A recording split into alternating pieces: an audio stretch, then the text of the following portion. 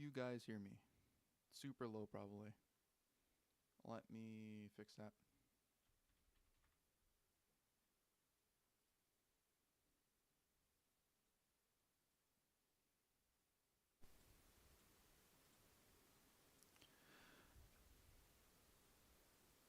Alright.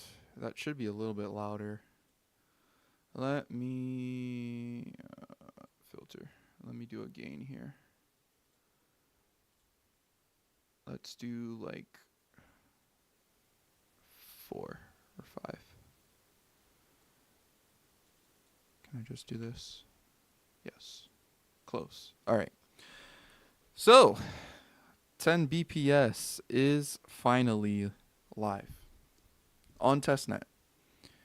And this is really, really good news for Kaspa. Because as long as this goes well for about another month here, we're going to then get the update for 10 blocks per second to go live on mainnet. And that's what we're really excited about.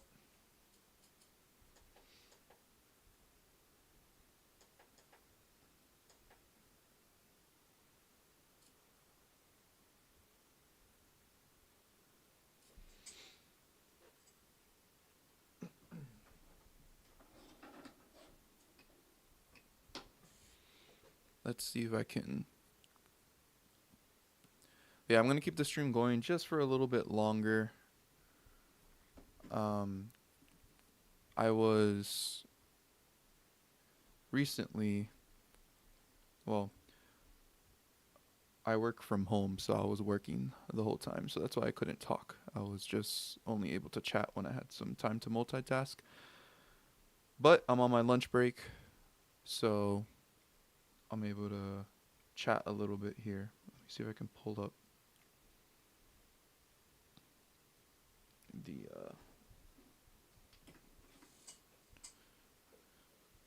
pull up your guys' chat.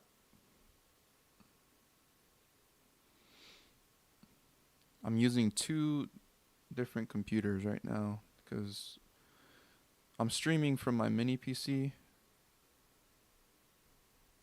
but then I have my main laptop on the other side. Pop out this chat. Okay, there we go. Now I got the chat on my other screen that's here. Okay. That all looks good. Yeah, that's fine.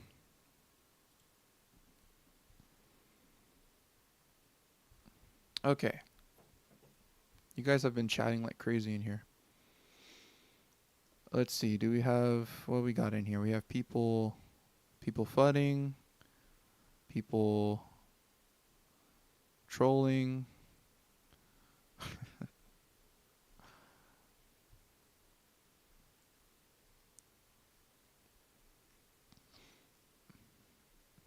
Of course, people complaining about the price.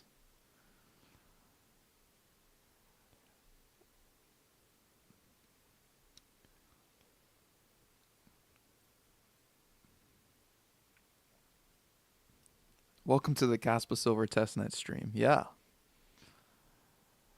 Can you explain what this hard fork actually means for us newbies? Yeah, that's what I was hoping to get on here for, because I know it can be very confusing if you haven't been following along with all the updates. I've been making videos dedicated to like explaining these updates, the hard forks, and breaking it down as much as I can, but I know not everyone's able to watch all my videos and stay up to date. So before I begin, let me make sure, do you guys hear me all right?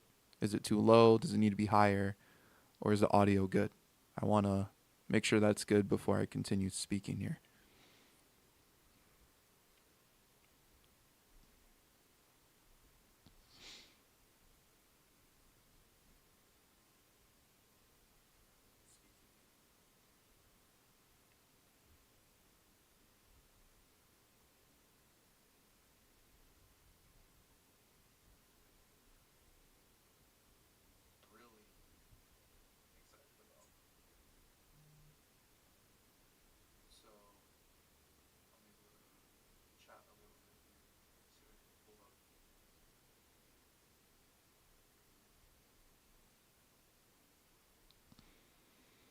Could be higher. Yeah, I think it could be. I just listened to it on my computer, and it sounds like it is a little bit low. Yeah, I need to see these bars get to the red at least. Let me go to the filter here. Let me put this to like 15. And let's see how 15 is. Yeah, it looks like we're getting to the red now, which is pretty much where I want to be. If I'm talking, let me adjust my mic.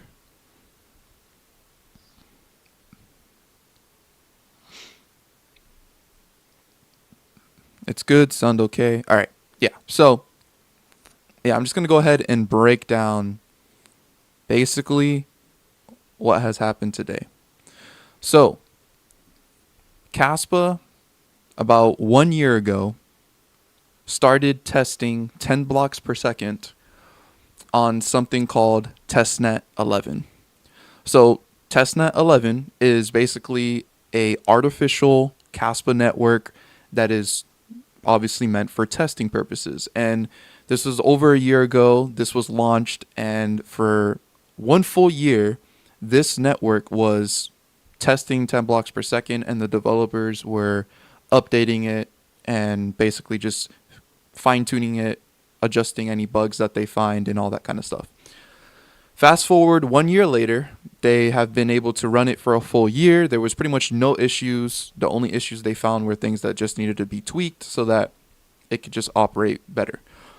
And now we are getting closer to putting 10 blocks per second on mainnet, on the official version of Kaspa that everyone is running.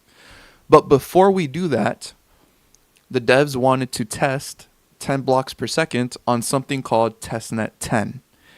Testnet-10 is another testing Kaspa network, but Testnet-10 basically is copying the mainnet version. So Testnet-10 is basically a testnet version of Kaspa mainnet. And so before we hard fork the mainnet, the devs wanted to hard fork the testnet version that is basically replicating what we have today. And that was just done today. They hard forked Testnet-10 to 10 blocks per second. And as you could see, we are having 10 blocks per second happening here. There's been a couple times here where it processed over 130 blocks. It will not process 100 blocks every single 10 seconds, but 10 blocks per second is on average. That's why sometimes you will see that it processes like 130 or 170 blocks, because it's not going to be perfectly 10 every 10 seconds, but on average, it will equal out to 10. So that's pretty much how the blocks per second works. So now that Testnet-10 has 10 blocks per second, what's next? Well, what's next is 10 blocks per second is going to be tested on Testnet-10 for the remainder of this month.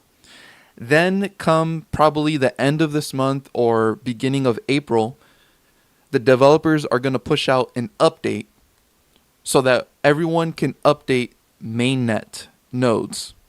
Now, people are like, why does it take so long? Why do we have to keep waiting? Well, it's because you need to make sure that every single person that is running the Kaspa mainnet updates to this new version. If they do not update to this new version, they will be left behind. The hard fork will happen, and they'll be supporting a version that no longer works anymore. So I just want to give you an overview here. Do we not have a pie chart of this anymore? Come on, don't tell me you removed the pie chart of this. We used to have a pie chart of all the node versions. The mining share node version. You see this right here? We used to have a pie chart. I don't know if he removed it or if I just don't know where to look for it. Difficulty, yeah. Well, whatever. I can still show you guys. So, when this update comes out, which will be around the beginning of April, the end of March, the update is going to have the hard fork to happen pretty much 30 days later. So everyone has 30 days to upgrade to the new version. So basically, what we're going to want to see is the mining share. All Most of all the blocks should be processed on a version that will be known as 0.17.0. So right now, as you can see, 69% of all the blocks are being processed on nodes that are 0.15.1. So once this launches, we're going to be watching this and making sure that everyone is upgrading to 0.17.0, because if they don't, when the hard fork happens, they will be left behind. And then people always ask, do I have to do anything with my Kaspa and my wallet? No, you don't. The wallet provider will be responsible for updating the node. So if you have your Kaspa in Tangem, for example, the Tangem developers will update the node in the backend. If you have Kaspa sitting in a one key wallet, the one key developers will be responsible in updating the node. You are not responsible for that, so you don't have to do anything. So you don't really got to worry about anything. If you're just a holder, you're just holding Kaspa, you pretty much don't have to worry about anything. The wallet provider, it's their job to update the nodes. If you're a miner and you're solo mining to your own node, then you are responsible for updating to the new version. Now, if you're a miner mining to a pool, you're no longer responsible. The pool is responsible for updating to the new version. And then if you're an exchange that is allowing Kaspa to be traded, the exchange is responsible for updating the node. So I hope that pretty much clarifies exactly what's going to be happening within the next 2 months here. And I hope that's clear. And maybe someone can clip this segment of me explaining it and breaking it down and spread it around. Because I know it can get pretty confusing, but I'm pretty sure I explained it the best of my ability. And while we're here, I'll go ahead and check the price. I don't really look at the price that much anymore. Oh my goodness, dark mode. What is this? There we go. There we go. Okay. 7.5. And what's Bitcoin at? 88. Okay. Okay.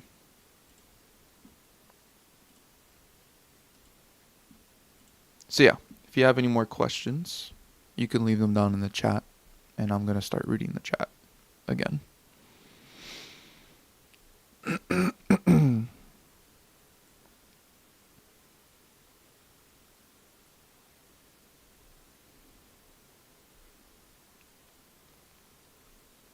Someone A gave $3.50. Thank you so much for that donation.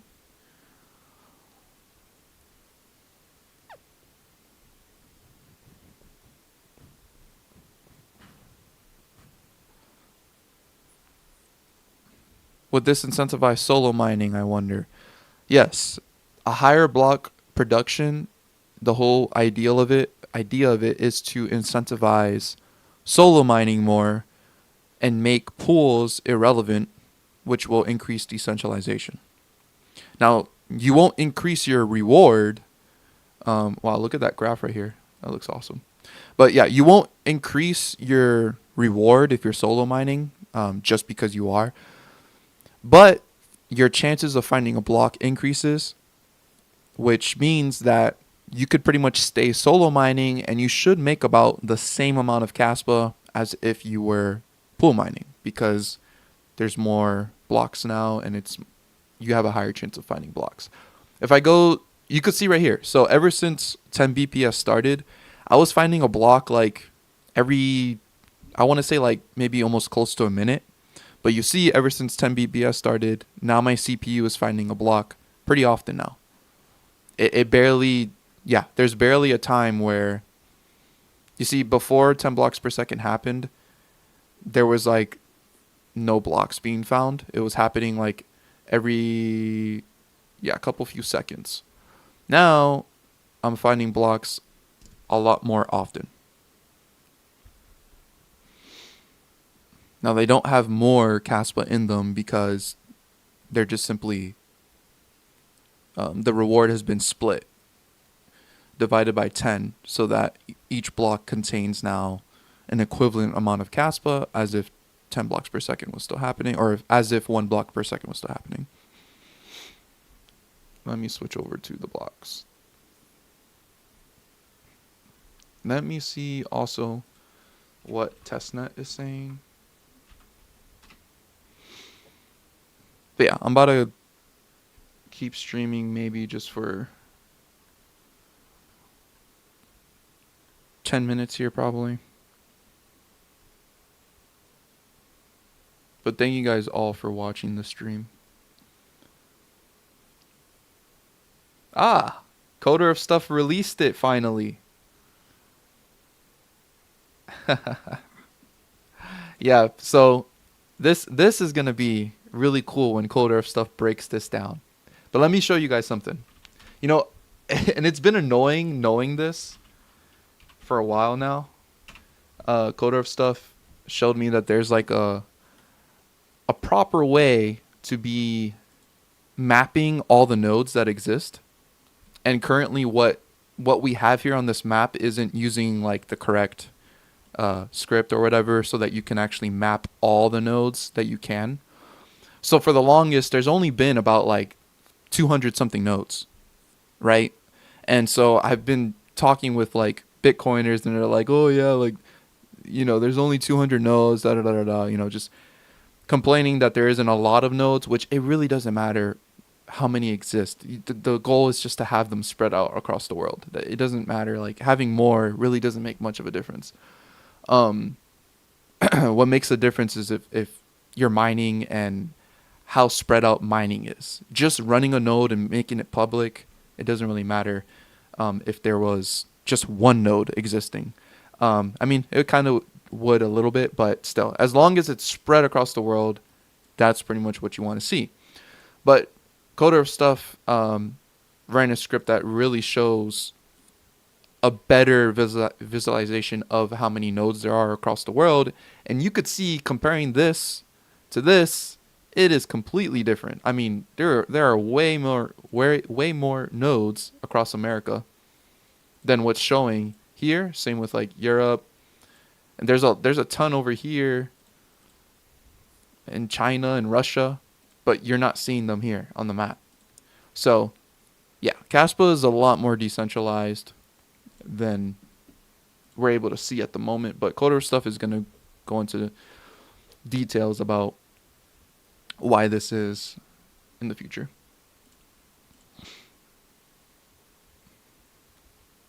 The guy in Alaska? Yeah, there's there's just one dude. There's one dude running a Testnet-10 node in Alaska. That's pretty cool.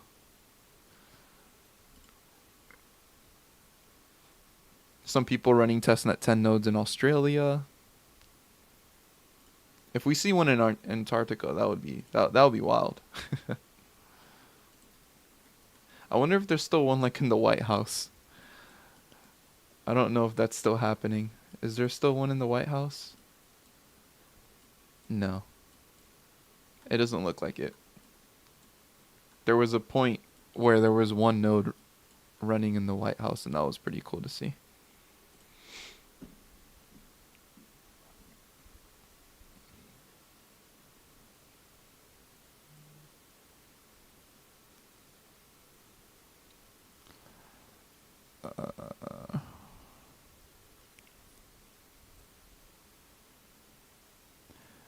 Is anyone buying miners nowadays? Yeah, I would. I mean, people always are. But to be honest, like, yeah, I wouldn't buy a miner right now. At all. The price of Kaspa is way too cheap to be buying a miner. I'd rather be buying Kaspa itself. Now, if you do buy a miner, you're just entering into a very, very high risk, high reward potential play. But you better hope that like the price surges pretty quickly here, because right now you can buy Kaspa and make way more Kaspa buying it straight up than buying a miner.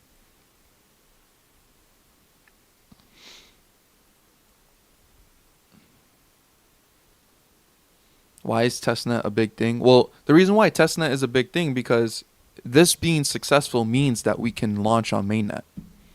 If this didn't go well, then that would postpone things and make us have to wait longer. But the fact that this was a successful launch, we're pretty much good to go. We're going to be seeing this on mainnet in about 2 months here, and I'm going to be doing another live stream, streaming that so we can see it live again.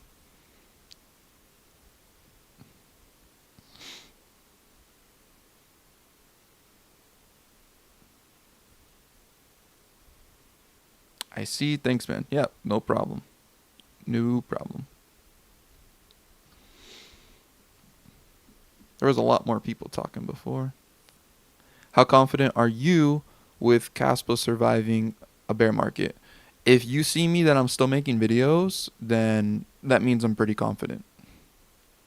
I would like people to also remember that Kaspa was an outperformer during the bear market.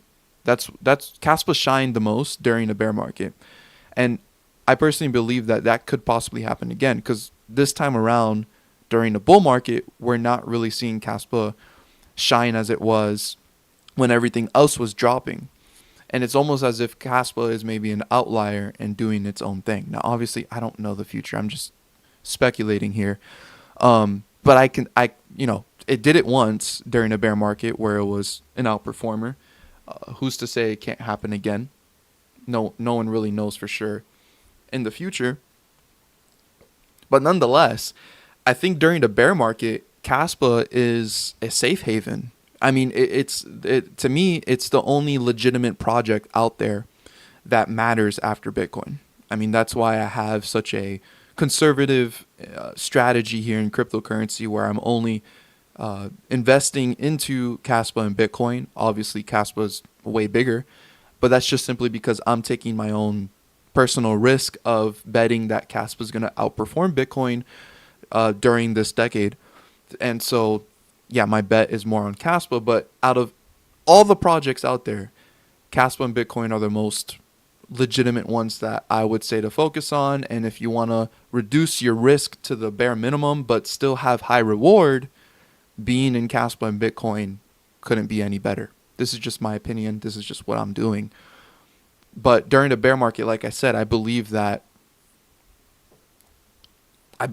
like Kaspa would be a hedge during the bad times because seriously, like Kaspa, there's nothing wrong fundamentally with Kaspa, other than yeah, price doesn't go up forever because nothing does, and so let's see what the future holds. I mean, it's part of investing, but Kaspa is much more than just an investment for me. I mean, it's on top of that an alternative to using our fiat currency that is always rapidly declining with inflation. I mean, I'm about to do 100x long on eggs, for goodness sakes. I go to the store, there's no more eggs. And if there is, it's $6 plus. I mean, it's crazy. It's crazy. Why 2 months and not one? Okay, so the first month is to let Testnet-10 keep running with 10 blocks per second. And then the second month is allowing everyone to update.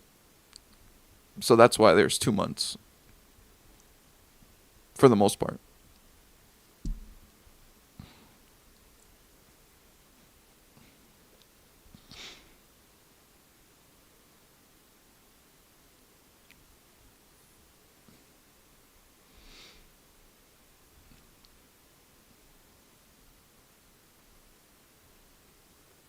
It's crazy. It's crazy how focused everyone is on price. Back in the Bitcoin days, it was about innovation. Well, I mean, that's what crypto is today. Crypto is just about getting rich quick, finding the next 100x, and that's it. And that's cool and all, but it just doesn't match my type of investing strategy, my level of comfort. If Caspa didn't exist, I would literally just be holding Bitcoin. That's basically what I would be doing because everything else in crypto to me is just pointless. 99% of projects are not decentralized. They don't care about decentralization. They don't even care about becoming a currency, an alternative currency. It's all just grifts and scams. So I've been thinking about this last week. If Mara is dumping as they mine, how much would price go up if they stop mining? No mining equal no dumping. I mean, marathon mining is seriously there. The amount of Kaspa they mine is insignificant to the volume of Kaspa that is being traded, and the amount of Kaspa that they acquire compared to the entire supply.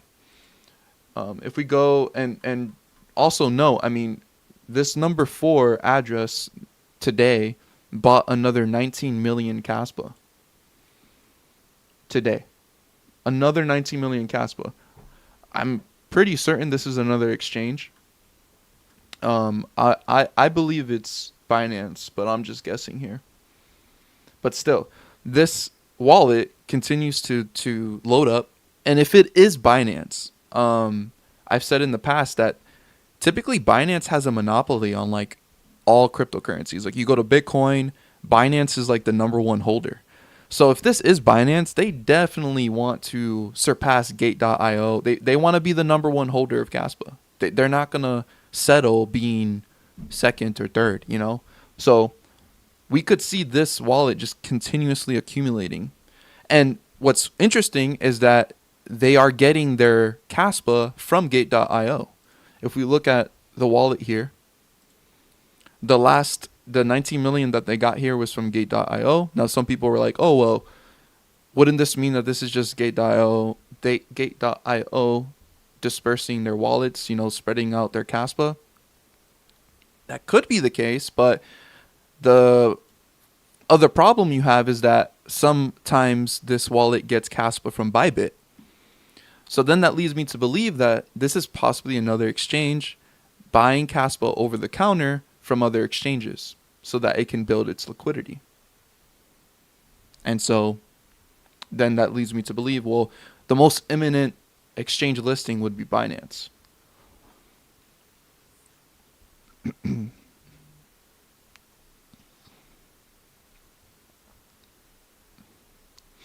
What are your thoughts on KRC20 tokens? I have a video of my thoughts on KRC20 tokens. In short, I don't buy any, but I believe that they're good for the network, you know, to give more reasons for people to use it. But personally, I don't invest in any KRC20 tokens or NFTs or anything like that.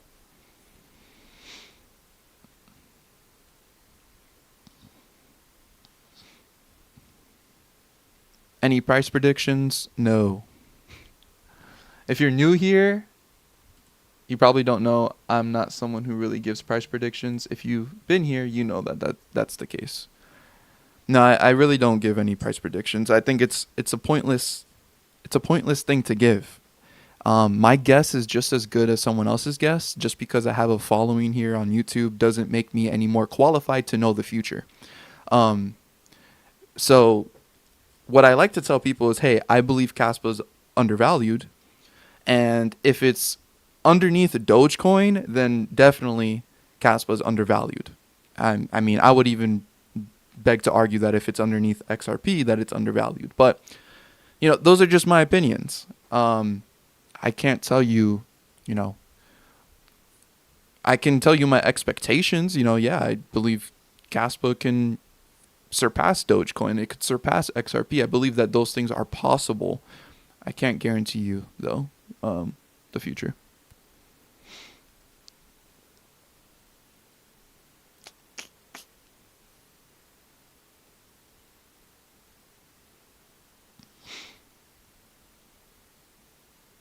Do we have a view if we get an alt season in 2025? I don't know. I'm leaning towards maybe this cycle could be completely different because there's ETFs involved, and then on top of that, we have a U.S. administration that's a lot more friendlier to crypto, would give regulations. There's a possible reserve coming. It could be different. You know, it could be different. That's in the cards, but some people think, you know, it's just going to repeat again like normal, where eventually Bitcoin's dominance is going to dump, then all the altcoins are going to rise, they're going to have blow off tops, and then it's a bear market again for another 2 years or whatever. But we'll see what happens.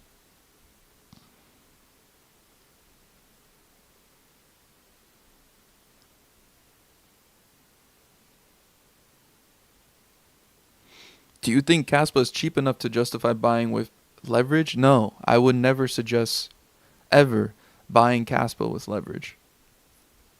That's actually the reason why the price doesn't go up, because people with leverage. There's too much Kaspa on exchanges.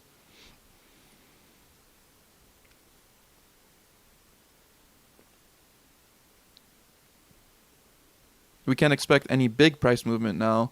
I mean, we have to be realistic. Kaspa at the moment is not delivering nothing. It's a cool tech. Yeah, after the technology, there's not too much to do on Kaspa, but that's why right now it's mainly like a store of value. That's how most people would view it now, because of the future potential of what things that are being built for Kaspa, so that people will start using it more. I mean, Kaspa's main market, I believe it needs to tap into, is the stablecoin market. If it can successfully tap into that, then Kaspa can become a really, really big um, cryptocurrency in the crypto space. And then, of course, it needs more exchanges. It's not on every exchange. It's still kind of difficult to get for Americans and for people all around the world.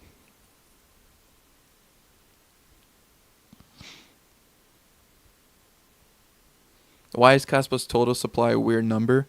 Kaspa's total supply, its number is based off of script, because it's kind of impossible to perfectly predict how much Kaspa will exist, because of the fact that the block rate is changing, the mission schedule is getting divided.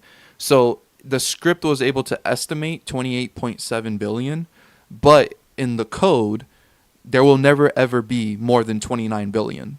So 28.7 billion is what the script was able to estimate based on how fast the network has been processing blocks and everything.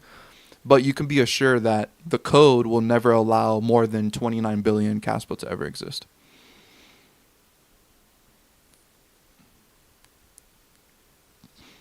I'm afraid Kaspa has very little adoption. I mean, yeah, its adoption is little right now, but it is only a few years old, like you said. And the foundation is being built before you bring in more incentives for people to start using it. And we need 10 blocks per second becomes before Kaspa becomes useful to start building anything on it. We need 10 blocks per second first. I'm so afraid of the hard fork. I wouldn't be afraid. I mean, we today was the day that we just proved basically that it's gonna be successful for the most part. I mean, there's always a chance something can happen, but so far, with the amount of testing that the developers do, they're doing everything in their power to make sure they get this right. That's why we go through a lot of testing. Don't you think the emission rate is too fast? Doesn't it put security budget at risk? I have a video that also talks about the emission schedule. I just recently made it. Oh, Bitcoin University. Does Bitcoin have a use case? Oh boy. Okay. I have a video. I just recently made it. I'm pretty sure too. But I would suggest to watch this video on my thoughts about the emissions right here. The rapid emission schedule of Kaspa is a genius idea. I break down why I believe it's actually a really good idea. But of course, yes, it is very fast. But in any case, that just means the devs have to make sure that they're not too slow. But there's reasons as to why it was fast. And it's pretty much very difficult to find a happy medium. You can do it too slow, and then the supply will become heavily centralized. If you do it too fast, then of course it will run out, and then there wouldn't be fees to sustain miners. So what was decided upon is for reasons.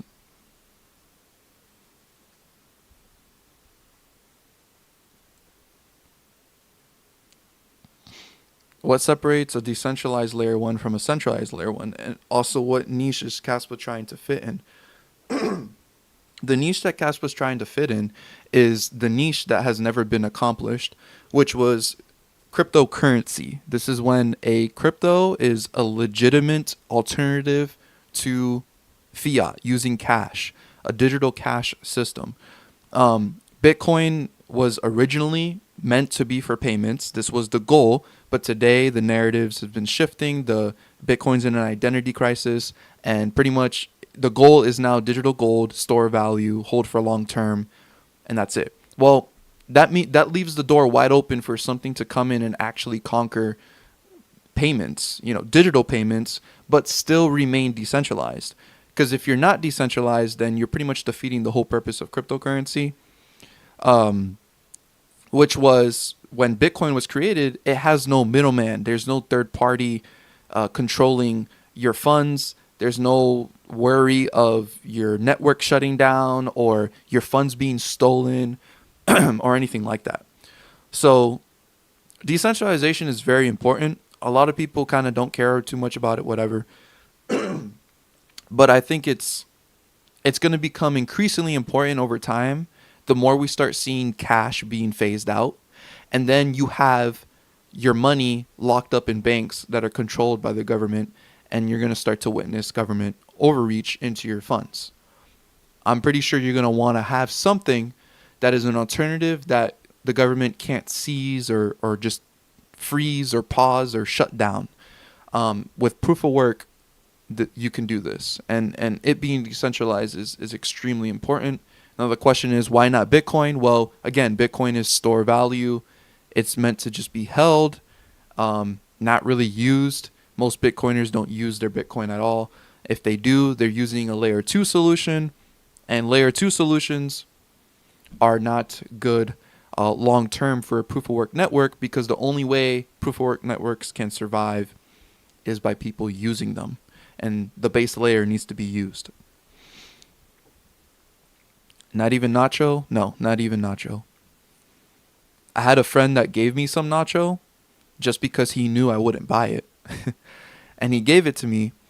And he gave it to me on Tantrum when they didn't have support for moving around your KRC-20s. So I decided, so I couldn't do anything with it. Like, he gave it to me, couldn't do anything with it. And then once Tantrum added support, I went ahead and just swapped it for Kaspa. So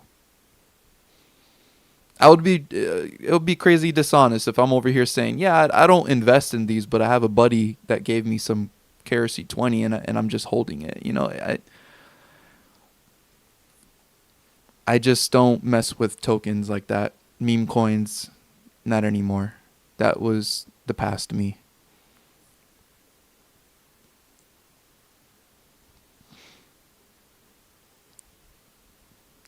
What's your holding horizon in Kaspa and BTC? At the moment, forever.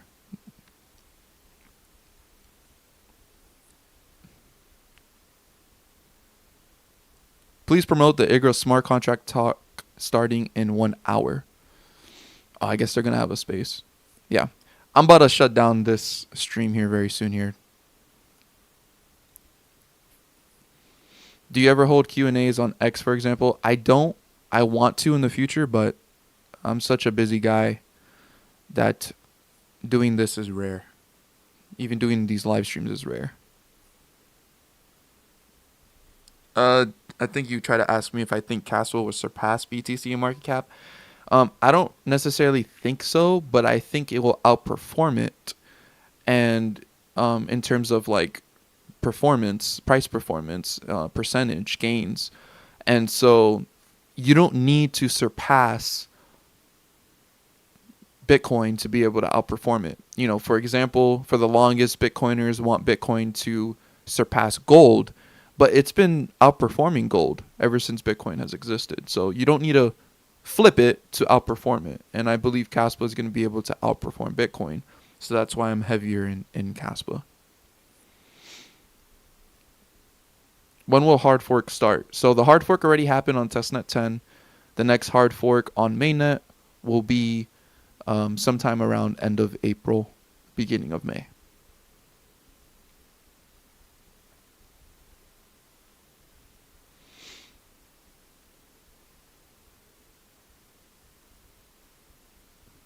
Are you going to sell your Kaspa at the end of the cycle?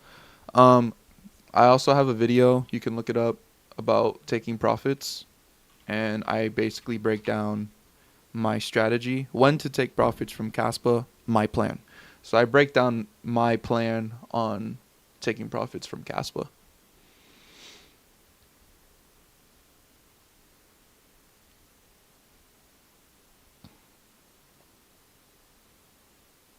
Do you see a realistic chance? I mean, for Kaspa to reach 50 cents to $1 this year, I mean, I think it's not unrealistic for that to happen.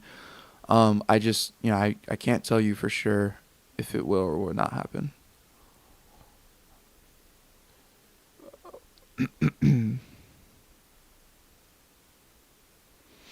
How much Kaspa should someone have?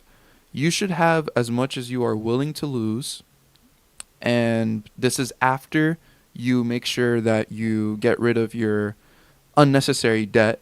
Like things like um, just debt for random junk, car debt. You should kill car debt. Kill your debts. Get rid of debts before you invest. I That's like the best advice I can give, even though it's not professional financial advice. But I don't know anyone who would agree with me or disagree with me that getting rid of your debts, is a good idea. Always a good idea. Besides probably like your mortgage, and then make sure you have an emergency fund. Like $1,000 ready to go. I would even dare say make sure you have 3 months worth of expenses ready to go, and then after that, consider investing. And again, as much as you're willing to lose, and do your own research. The more you build your conviction, the more your risk tolerance can rise, and then you can maybe allocate more money into the assets that you want to buy. But yeah, that's pretty much what I can tell you about that.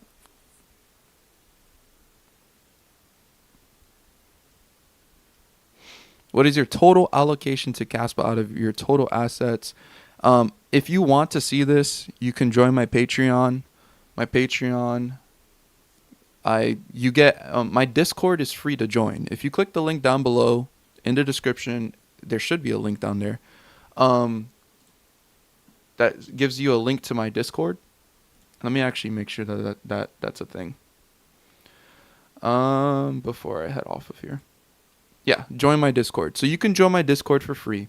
But if you subscribe to my Patreon, you can then see my entire portfolio, my net worth pie chart, how I allocate my money. You can kind of see that broken down. So this is my Discord here. And you could see here, if you go to more access, it will be my Patreon. My Patreon gives you a lot more access to things like my YouTube videos before they go out live, my crypto portfolio, retirement portfolio, my net worth pie chart, and other things you can look into.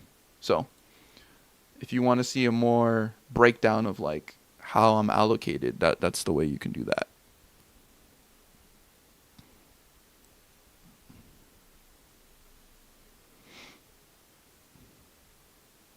When smart contracts, they're estimated to be done by like summer or fall time, end of this year, but there's no guarantee.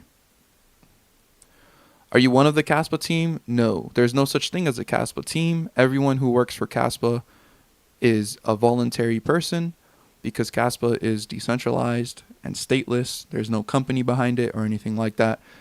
So I could say yes and no, because pretty much you can claim to be whatever you want because Caspa is just money. It's just a currency that you are free to use if you want to use it, and if you don't want to use it, you don't have to. Should we buy the dip now or wait for now? I personally like to dollar cost average in and not time the market. No debts, but I'm aiming for 1 million Caspa.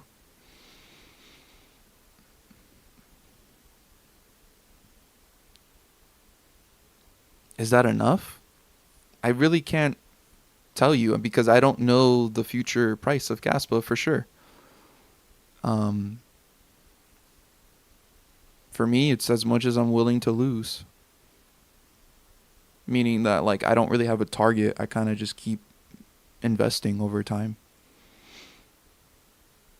What about stablecoins? Yeah, stablecoins is important for Kaspa. There are some talks about um there are some talks about what you call it.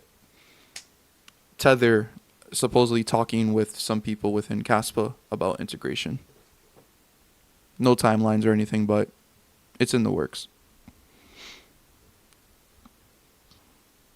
I have an unrealized loss of 200K on Kaspa as of May 2024. Should I be worried? I mean, that's for I can't answer that. It's not my money. Why do most big YouTubers not talk about Kaspa? Well, because the lunch is not free around here. There's no allocations given out to YouTubers to talk about it. There's no free lunch. Why are they going to talk about something that they would have to work to get their position in Kaspa, and they don't get any kind of like kickback or recognition for talking about Kaspa? Like the only money I make from Kaspa is like from like YouTube ad revenue, people supporting me. And by the way, thank you all who are supporting me. But you know, there's no like I'm not on a payroll. When will 10 BPS be released on mainnet? It will be towards end of April, beginning of May. Coder of Stuff, thanks for live streaming this. You're the best. Thank you, man. Coder of Stuff is a active developer in Kaspa.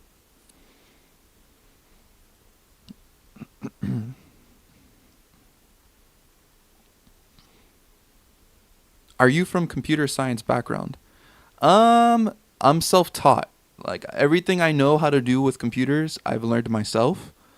Um, I personally work, remotely for my own job in tech support, for a software company. So, everything I know is self-taught. I don't have a degree in computer science. I literally only have an associate's degree. But I'm fascinated about this stuff, and I don't think a degree is needed to learn about this stuff. You can learn it all for free on YouTube, and just ask questions. And yeah, man, like getting involved in technology, you really don't. I feel like you don't really need college for. It's all the information's available online, and I just learn as I go.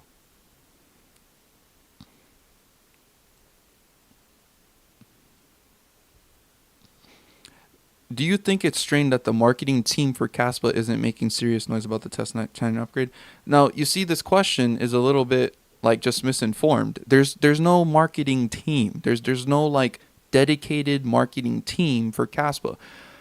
I'm part of the marketing team. I can say that, but I'm not. There's literally no official team for marketing. The marketing team is every single person who holds Kaspa. Word of mouth is the best way to market something like Kaspa, because the real adoption, the real innovation, the real growth is when you're having that peer-to-peer conversation with someone and you're teaching them how to literally use Kaspa in their day-to-day lives. That is what's most important. And so there is no like official marketing team. It's just a bunch of volunteers, people who like Kaspa that say, "Hey, I want to talk about it." You can be a part of the marketing team by being vocal about Kaspa on your social media accounts. Man, you guys are asking a lot of good questions. I'm never going to leave this stream. Okay. Just a couple more minutes.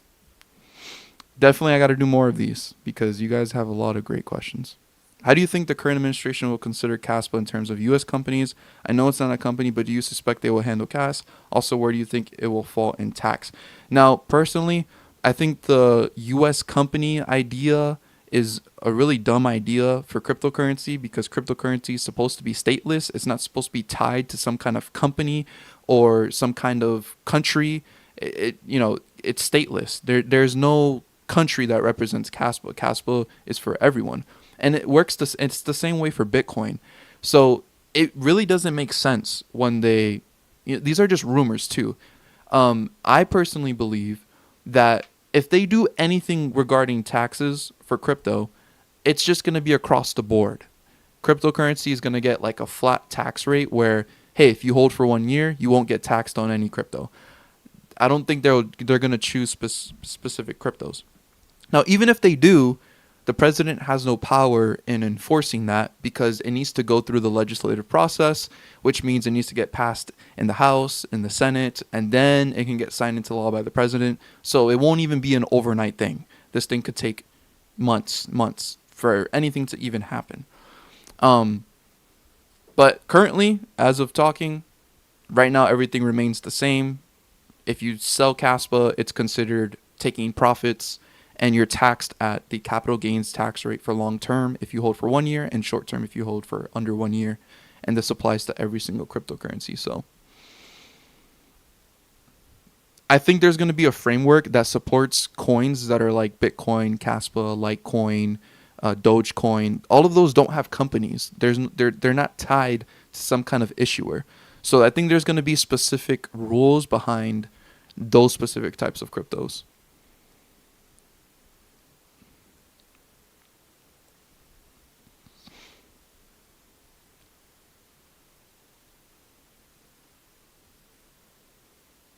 Do you think Michael Saylor knows about Kaspa?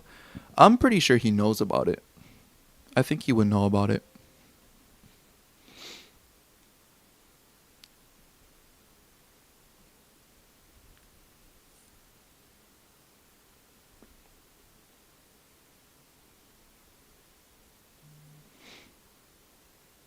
Have you sold any Kaspa so far? So far, no. I haven't.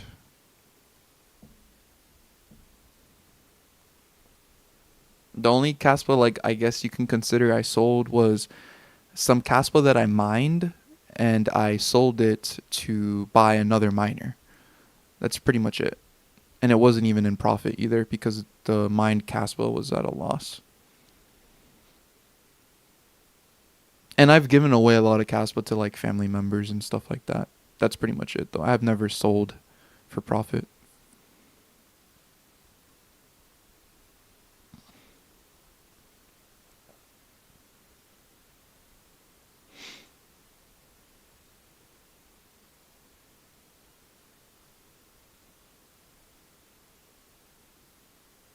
Do we really need a cryptocurrency beside Bitcoin? It's clear that Bitcoin can't be an MOE. It lacks scalability. Well, if you don't have if you believe that Bitcoin can't be a medium of exchange, then it's just simply not money then. It's literally just like another type of gold or store value. And the goal that Caspa wants to be is money, and you need to have both store value properties and medium of exchange properties. And Caspa is able to capitalize on both of those.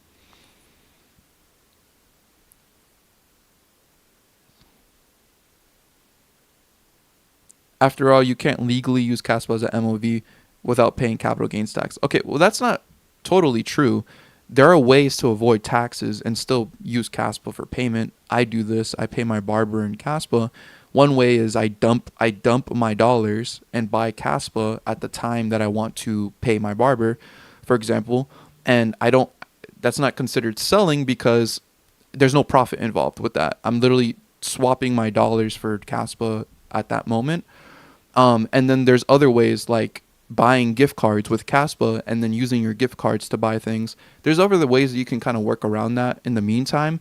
But we also have to remember that Caspa is global. It's not just for one single country. So yes, there's tax laws in America that hinders Caspa, Bitcoin. It hinders all cryptos that are trying to be an actual currency. But there are other countries that don't have those kind of laws. And that's where Caspa can, or Bitcoin, or those cryptocurrencies can actually capitalize on in those countries. So I think it's just the future that we're thinking of is not something we can really predict. It's so new, but we definitely have to remember that Caspa is not just for one country when we're looking at it. It's for the world, and there's different countries out there that don't have these same kind of tax laws when it comes to like spending cryptocurrency.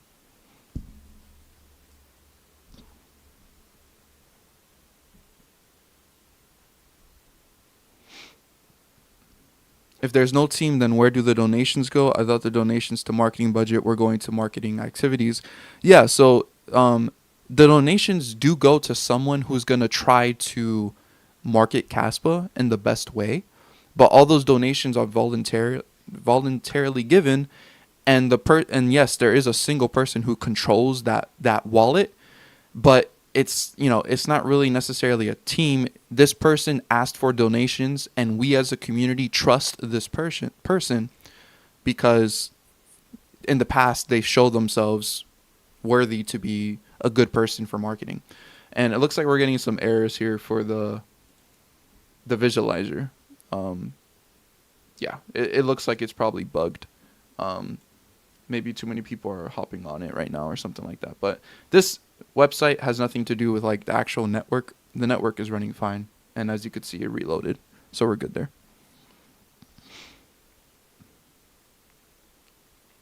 Marathon is not good for Caspa. I mean, honestly, like, it says a lot though. Why did a mining company who was so Bitcoin dominant decide to mine Caspa and not the loads of other cryptocurrencies that have existed in the past? Why did they choose Caspa? I think I think it just says a lot about what they believe Caspa could be in the future. They don't hold that much Caspa to hurt it. Yeah, and that's true.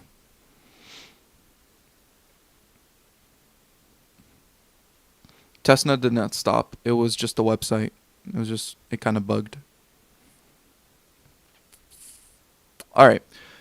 I finally got down to the list of questions. But thank you guys all for your questions. I'm going to be ending the stream now. It was really, really great to have you all on here, and nice to see that Castle did have a successful hard fork.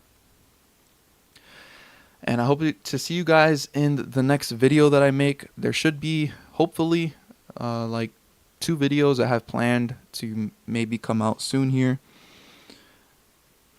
And I'll be there. So if you're interested, join my Discord. The link is down below in the description. It's free to join the Discord. Come in there, ask your questions there too. There's other people, like-minded people that are in the Discord that will be happy to chat with you, and I am in there too, taking a look at it. So thank you guys again so much for watching. Leave a like on the stream, subscribe to the channel if you guys are new around here, and as always, don't be average, be different.